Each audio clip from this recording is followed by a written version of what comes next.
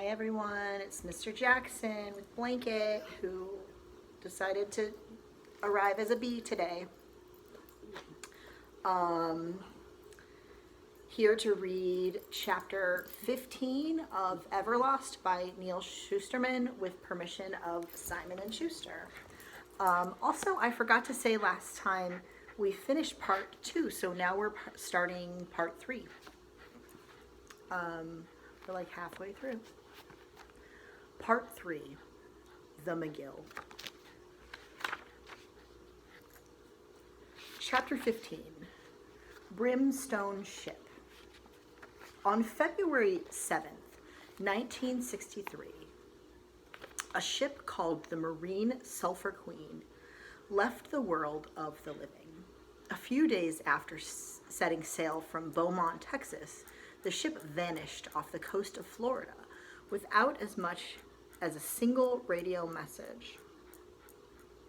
All they found was an oil slick, a few life jackets, and the persistent smell of brimstone, the awful odor associated with rotten eggs, and coincidentally, the smell associated with hell.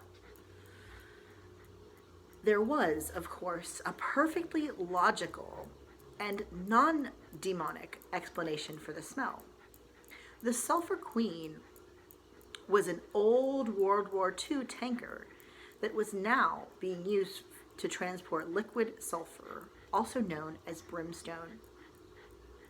However, the eerie smell, combined with the fact that the ship mysteriously vanished in the Bermuda Triangle, naturally led people to consider a dark, supernatural end to the unlucky brimstone barge. In truth, the death of the Sulphur Queen was extremely bizarre, but not exactly supernatural. Stated simply, the Sulphur Queen was overcome by a large ocean fart. On that fateful February day, a massive ball of natural gas 200 feet wide burst up from beneath the ocean floor. And when the bubble surfaced, the entire ship dropped into it in less than a second. The bubble burst, water rushed in, covering the ship, and it was gone. The Sulphur Queen was very literally swallowed by the sea.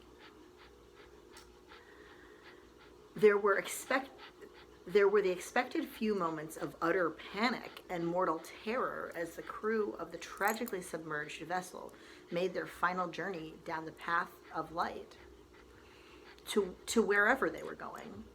Then, less than a minute later, the ship itself got to where it was going, namely the bottom of the sea. But that wasn't the end of it. Because what no one knew was that the old vessel was the last of its kind. It was a final ship built by a failing shipyard which closed down the day the Sulphur Queen first launched out of the dry dock. The workers, knowing an era was coming to an end, built the ship with as much care as a team of shipbuilders could muster. Their love of this ship was welded into every rivet. Such an ignoble death to this well-loved vessel could not be suffered lightly by the fabric of eternity. And so, when the waters surging about in the methane-heavy air finally settled, a ghost of the Queen remained, permanently afloat in the half-world of Everlost.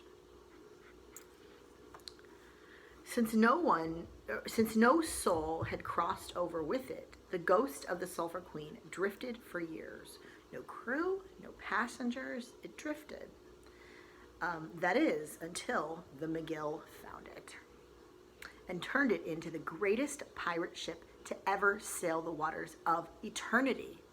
And, except for one nasty run-in with the Flying Dutchman, its supremacy in the seas has never been challenged. Since the evil smell of brimstone still surrounded the vessel, the McGill found it useful for inspiring fear, because the McGill knew that when it came to being a monster, Image was everything.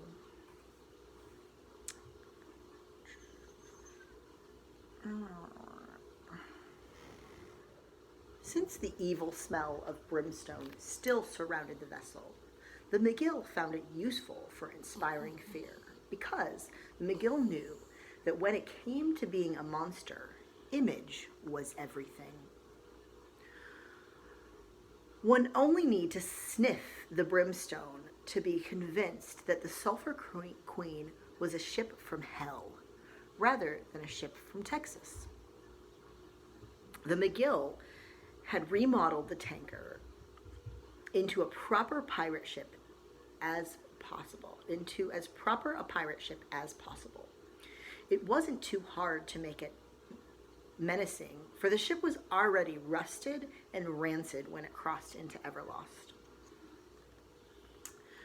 That, the smell, and the McGill's fearsome reputation were all it took to make the Sulphur Queen the floating terror of Everlost. On the open deck, the McGill had fashioned himself a throne made from pieces of this and that, pipes torn from the ship, fancy portrait frames, curtains from old buildings that had crossed over. The throne was studded with jewels that were glued on with old bubblegum. It was, in short, a monstrosity. Just like the McGill himself, it suited him just fine. The McGill's most recent adventure had been a raid in New York. He had long heard rumors of the Haunter and his mystical little dojo where he taught kids to haunt, with weird discipline, like it was some sort of martial art. The McGill had no patience for legends that didn't involve him. As far as he was concerned, such legends were competition and needed to be silenced. The Haunter was silenced well. Oh, he had put up a fight, levitating and summoning up wraiths in black robes that walked like human beings, as if any of this could impress the McGill. He had learned early on that one's physical strength in Everlost had nothing to do with muscle mass. It had all to do with the strength of one's will. And the McGill was surely the most willful creature that had ever lived. After he had shredded the Wraith warriors with his claws, the McGill took on the Haunter himself. The little Neanderthal had put up a fight, but in the end, it was no match for the McGill. "If you ever get out of there," he had shouted at the barrel where the Haunter had been sealed, "you had better never cross my path again, or I'll find something worse for you." He wasn't sure if the Haunter had even heard him, because he never stopped cursing from within the barrel. The McGill had dined royally with the spread of food that this Haunter had somehow pulled from the living world. He feasted for hours and threw his scraps to his associates, who were happy to have them. That's what he called his crew, associates. Now, still full from the feast, they had returned to the ship with a dozen barrels, leaving behind only the one that contained the Haunter. "So what do we do with them?" asked Pinhead, as the McGill sat in his throne, looking at the barrels now arranged haphazardly on the deck. Pinhead was the McGill's chief associate. Somewhere along the line, Pinhead had forgotten the correct proportion of the human head on its body, and so the size of his head had receded like an apple left on a windowsill. The difference was not so profound that he looked like a complete freak. It was subtle. When you looked at Pinhead, you knew something was wrong, but you weren't quite sure what it was. "Sir, the barrels. What shall we do with them?" "I heard you," the McGill snapped. He rose from his throne and looped in his awful crooked stride toward the barrels. According to the Haunter, There's someone inside every single one of them, Pinhead told him, with a certain excitement in his voice. In life, Pinhead must have been the kind of kid who would rip a cereal box to get the prize in the bottom. We'll see, the McGill snapped. And I'll bet these kids have been pickling for so long. Pinhead said that they'll worship whoever sets them free. This gave the McGill pause for thought.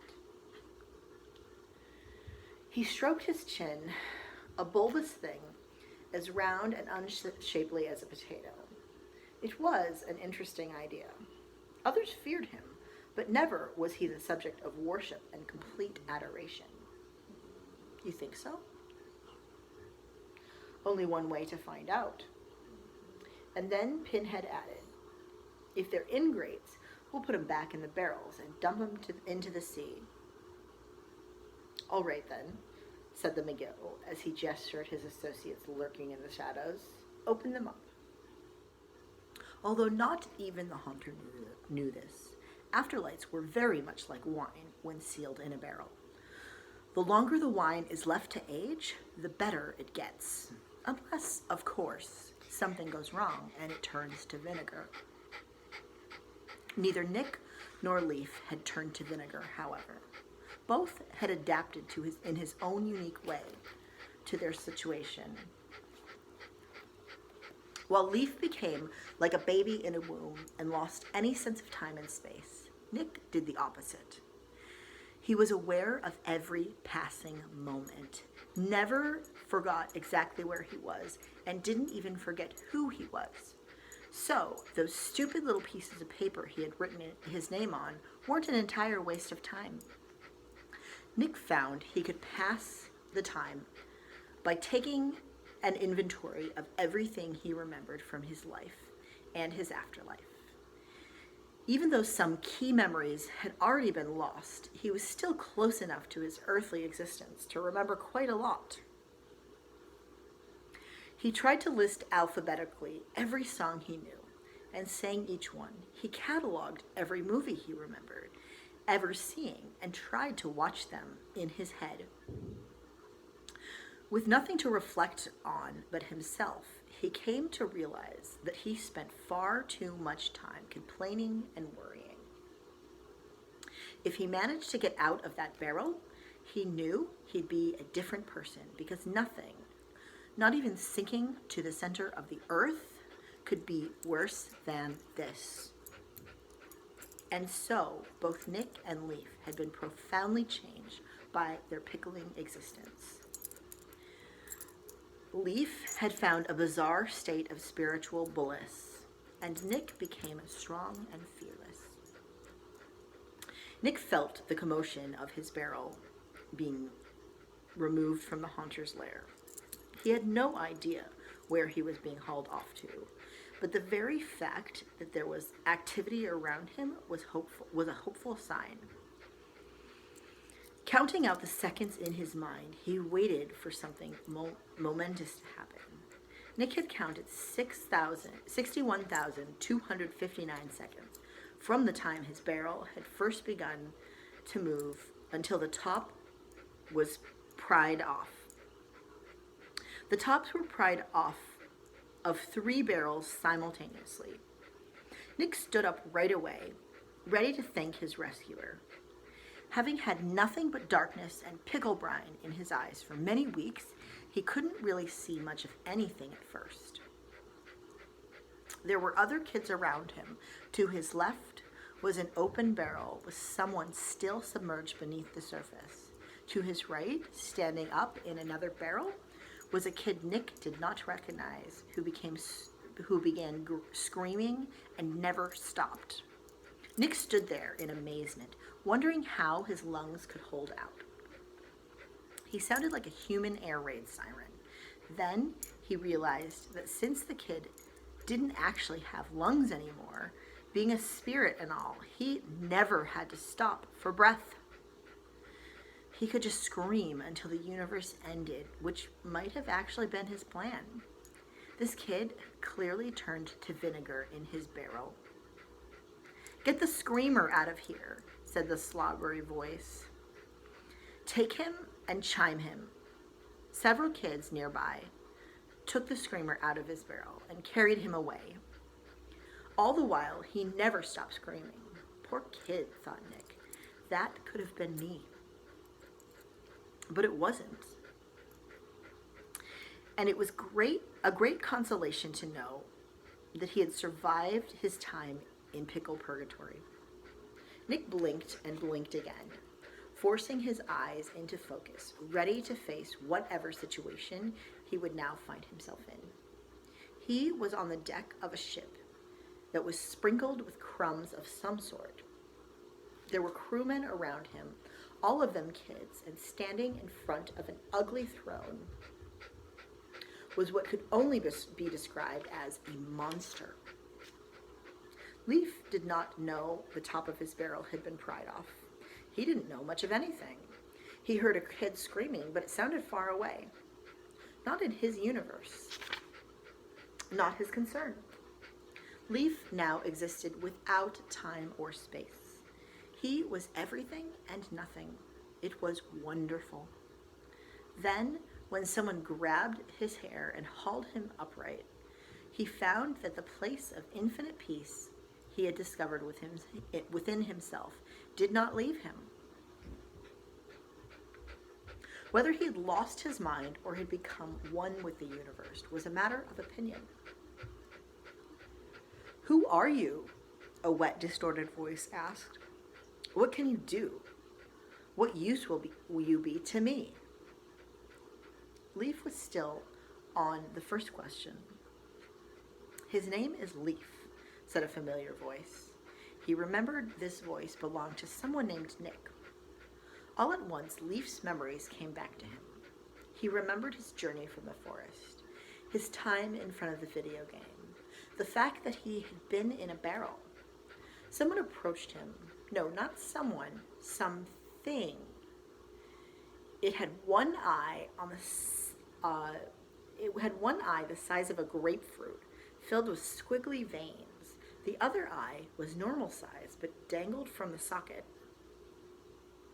"I don't like the look of him," the monster said. "He looks like someone made him out of clay and forgot to finish him." "I think he's forgotten what he looks like," said a boy with an unusually small head. The monster raised a three-fingered claw and pointed it at Leaf. "I order you to remember what you look like." "Leave him alone," shouted Nick. Leaf suspected he knew what this creature was, and he knew he should have been terrified of it, but he was not. The creature moved closer to Leaf. When it opened its mouth, a tongue lashed out that forked into 3 octopus tentacles. "I order you to remember what you look like, or you're going overboard." Leaf smiled happily.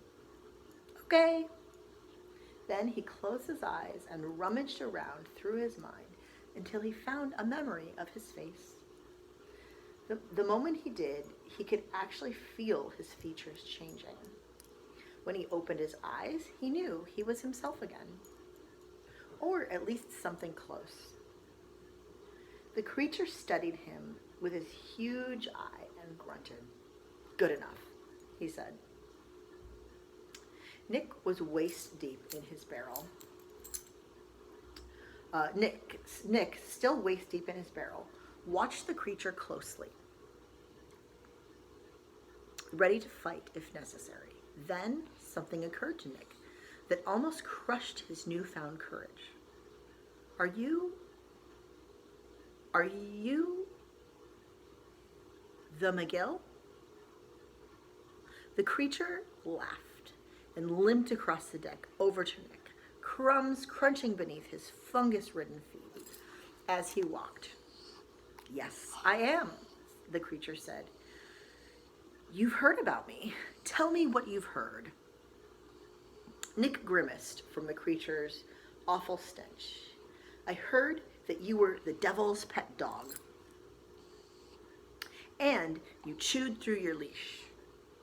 "That was the wrong thing to say," The McGill roared and kicked Nick's barrel so hard it shattered, spilling brine all over the deck. Pet dog? Who said I was a dog? I'll put them on a leash. Just some kid, Nick said, trying not to look at Leaf. If you're not a dog, then what are you? The McGill poked a sharp claw against Nick's chest. I'm your king and commander. I own you now. Nick didn't like the sound of it. So, we're slaves? Associates, said the boy with the unusually small head. The McGill ordered their pockets,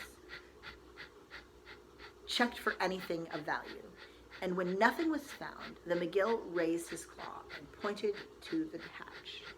Take them below, he said to a group of his associates. Find out what they can do and make them do it. The McGill watched them go with one eye and kept the other eye trained on Pinhead. Once the two new kids were gone, the McGill waved a clawed hand. Open the next one. Pinhead did as he was told. The next barrel, however, was empty, as was the next and the next. Just brine with no one inside. I can't understand it, Pinhead said. The hunter said there was someone in each barrel.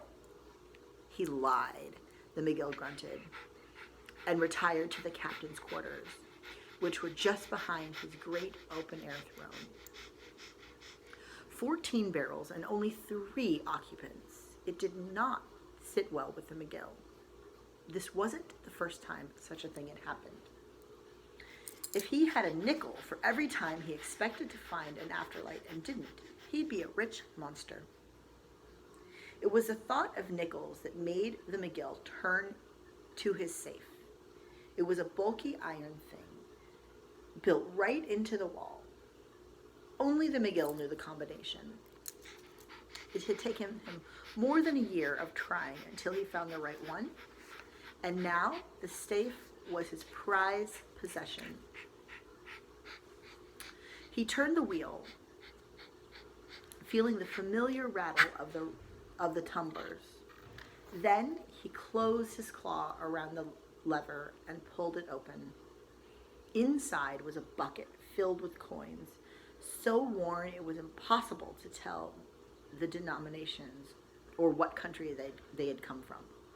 The coins had been taken from enemies or associates, and anyone who was not an associate was an enemy. It was common knowledge that money in Everlost was of no real use, but the McGill kept the coins all the same. If they're so worthless, why do you keep them in your safe? Pinhead had once asked. The McGill had chosen not to answer him, and Pinhead was wise enough not to ask again. The easy answer was that the McGill kept everything, but the real answer was that the coins were the most plentiful objects in Everlost, and as such were of special interest to him. The only other thing he kept in the safe was hidden beneath the bucket of coins. It was a small slip of paper, 1/2 an inch wide and 2 inches long. On the tiny paper were printed the following words: The brave man's life is worth 1,000 cowardly souls. He would read and reread that slip of paper to remind him why he patrolled the shores and went on raids of Everlost encampments. Then he would return to its hiding place beneath the bucket of coins. Although few knew it, there was more to the McGill than mindless looting and pillaging. That little slip of paper was a constant reminder to him that he had a larger goal. Nick, still disoriented from his rebirth into the world of the almost living, stumbled from the light of the deck onto the dim, narrow corridors of the ship. The McGill's associates prodded him and Leaf forward, while around them was the rest of the McGill's crew. The rest of the McGill's crew jeered at them as they passed. Nick waved and smiled like some returning hero, and it just made Nick mad. "Will you stop that?" Nick demanded. "What are you so happy about?" The jeering kids, Nick noticed, all had crooked teeth and mismatched features, ears slightly off, noses twisted, tweaked, or flattened, like their faces were putty that the McGill had played with. Some were girls, some were boys, but in truth, it was impossible to tell the difference anymore. Nick dubbed them ugloids and wondered if they were as ugly inside as out. They all seemed somewhat dim-witted. Perhaps service to the McGill had made them that way. And since none of them seemed too highly motivated, Nick took a calculated risk, grabbed Leaf's hand, and began to run. As he suspected, the ugloids were slow on the uptake, and by the time they took to chasing him, Nick and Leaf had a nice lead down the hall. "Where are we going?" asked Leaf. "We'll know when we get there." The truth was, Nick had no idea. Courage and spontaneity were new to him. It hadn't occurred to him until after he had run from the ugloids that perhaps he had confused courage with stupidity. He should have had a plan for escape. After all, this was a ship, and there were a limited number of places that they could go. But now he was committed, so he kept on running, turning down corridors and climbing through hatches, hoping he would take a long... All right. But now he was committed, so he kept on running, turning down corridors and climbing through hatches, hoping he wouldn't take a wrong turn, which, of course, he eventually did. With the ugloids gaining on them, Nick pushed open a hatch and found that it opened into one of the ship's holds, a cavernous space 30 feet deep, 40 feet long, and smelling horribly of rotten eggs. There was a steep iron stairway winding down onto it, but he had come through the hatch with such speed that he and Leaf missed the stairway completely, flipped over the railing, and dropped into the depths of the hold. The fall would have killed them, had they been alive. But, things being what they were, it was merely a nuisance. They crashed loudly into furniture and picture frames and statues, and when they managed to get their bearings, they found themselves in the middle of the McGill's grand treasure trove. It looked more like a dragon's hoard than anything else. Shiny things like chandeliers thrown together with chests of drawers and automobile axles, like several moving trucks had just dumped the contents of a citywide garage sale here and left.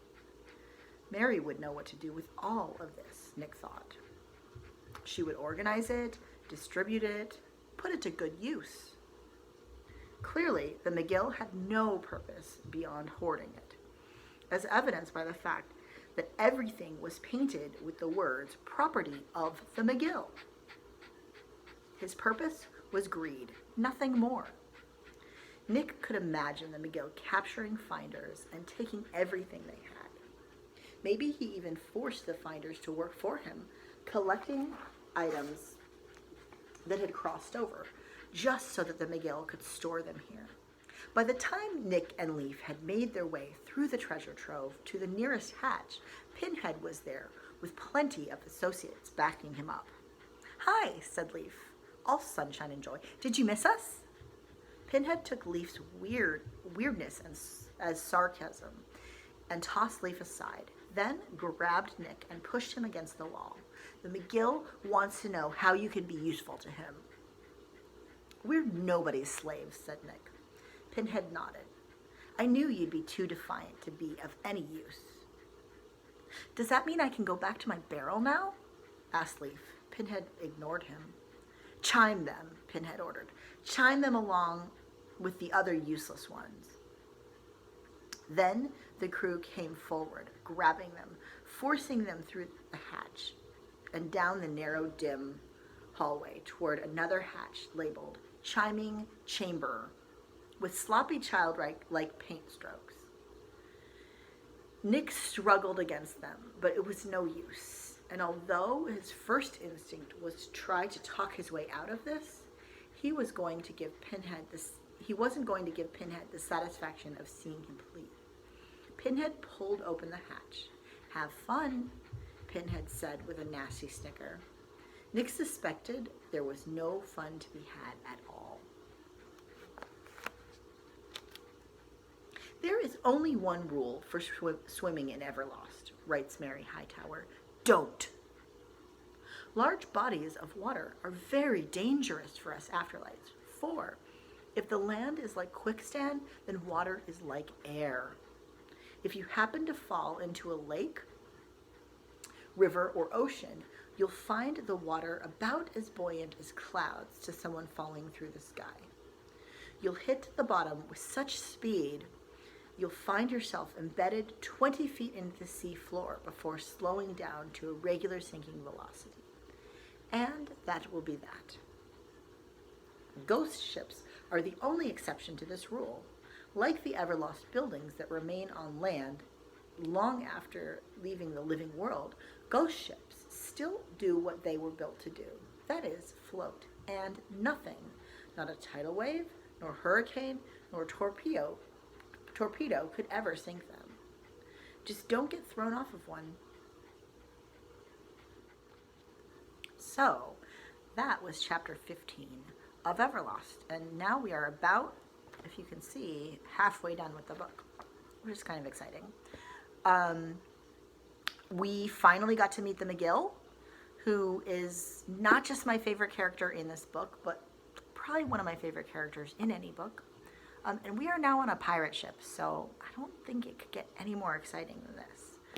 I want to ask you some questions about the McGill, but first I want to talk about image, the word image. It means a lot of different things, but in the way that I'm going to use the word image here, image means the picture that you have in your mind of what someone is like, someone or something is like, based on what they look like, based on what they look like and how they initially act. So kind of based on your first impression. So we all had a lot of time to build images of the McGill in our mind before we met him. And to me, that image was a very scary image. Now that you have met the McGill, is he the same as the image that you had of him in your mind? If he's the same, how is he the same? If he's different, how is he different? And why did you think he was the same or different? Why? What made that change or stay the same? Next, I'm going to read a little passage from the book. The McGill knew that when it came to being a monster, image was everything. That's kind of cool. How do you think somebody's image of a monster can make them a better or worse monster? How does image have any effect on what kind of monster someone is? Does it make them scarier, less scary? So then finally, I want to ask you two things. First, in your own life, have you ever developed an image of someone based on your first impression of them that turned out to be wrong?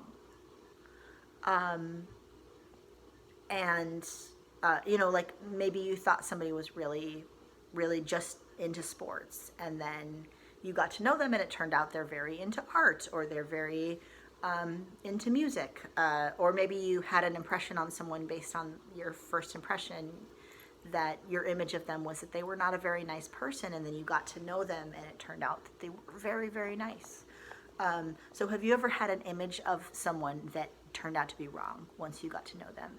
And then the flip side of that, have you ever found that somebody had an image of you that you thought was wrong? So a lot of stuff to think about in this chapter. I hope you guys are staying safe. I hope your families are safe.